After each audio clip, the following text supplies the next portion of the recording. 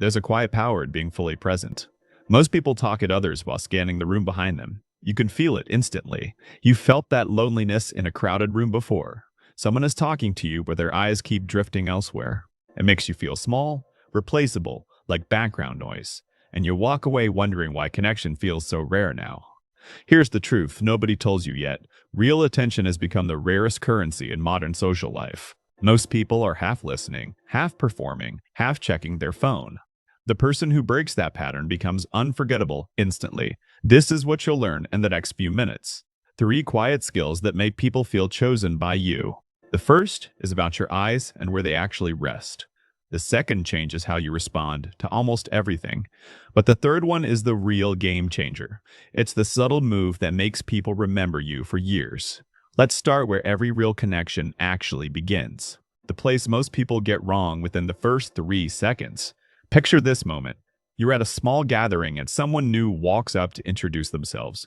Your eyes flick to their shirt, the room, the door behind them. You don't even realize you're doing it, but they notice.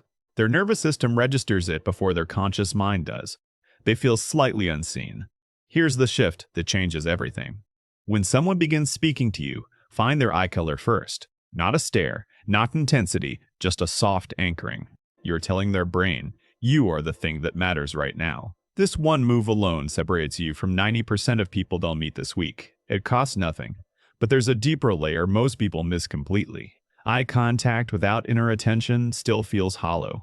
You can look someone in the eye and still be mentally rehearsing your next line. They sense it instantly. So before you respond, take one slow breath.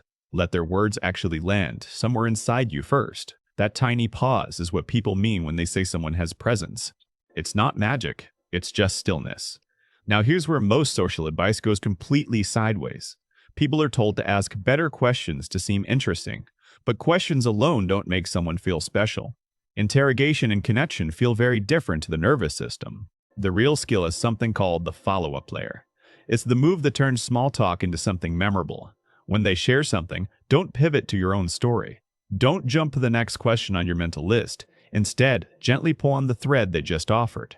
Ask, what was that like for you, or what made that matter? Watch what happens to their face. Something softens, opens, leans slightly closer.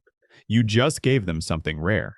You gave them permission to go deeper without performing. Most people never receive that invitation from anyone. This is why some quiet people become socially magnetic over time.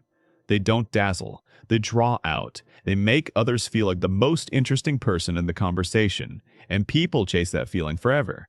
There's a phrase that captures this perfectly. Stop trying to be interesting and start being deeply interested. It sounds simple, almost too simple, but it rewires every social interaction you'll have for the rest of your life. Now let's talk about your body, because words are only half of it. Your posture is doing its own conversation underneath. When someone speaks to you, notice where your feet are pointing. If they're angled toward the exit, that person feels it. Turn your whole body to face them, not just your head. This single shift signals, you have my full attention. Your shoulders should soften, not stiffen. Tension reads as judgment even when you're just nervous or focused. Lean in slightly when they share something meaningful. Not dramatically, just enough to say, keep going, I'm still here. These small movements speak louder than any clever line ever could. The body is always telling the real story. And here's something fascinating about how memory works. People don't remember your words months later. They remember how you made them feel. That feeling is built from these invisible signals. The turned shoulders, the soft eyes, the unhurried pace. You can forget every word someone said and still remember that they made you feel like you mattered. That's the goal. Now I want to pause here for a moment, because this next part only works if you're honest with yourself. Think about the last person who made you feel truly seen. Not impressed, not entertained, but genuinely seen. What did they actually do? I'd love to hear about it in the comments below. Your answer might help someone else watching recognize the exact skill they've been missing. We learn faster from real moments. And honestly, writing it down helped you remember it too. The mind holds tighter to what the hands have shaped. Okay, let's keep going, because the next layer is where most people plateau. They learn the techniques but miss the foundation. Here's something quiet people often don't realize about themselves. Your natural pace is actually a superpower in disguise. Loud, fast talkers fill space because silence makes them anxious. But silence is where real connection breathes. When you pause before answering, you're not being awkward. You're showing the other person their words deserved real consideration. That pause is a gift most people have never received in conversation. It tells them you matter enough for me to think.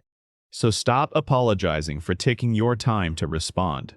That slowness you've been ashamed of is actually rare social wisdom. Now here's a decoding tool that will sharpen your awareness. Watch what people do with their bodies, not just their mouths. When someone mirrors your posture without realizing it, they feel safe with you. Their nervous system has matched yours.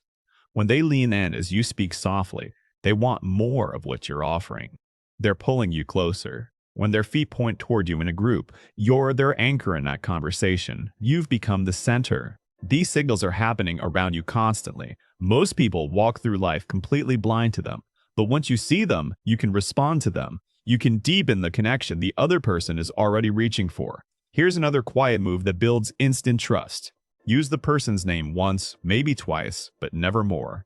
Said too often, it sounds like a sales pitch. Said once at the right moment, it lands like recognition. Try it when you're saying something sincere.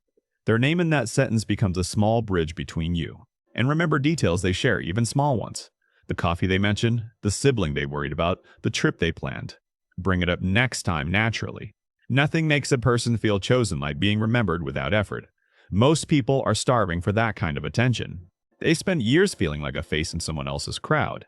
You can be the one who breaks that pattern for them, and they will never forget how it felt.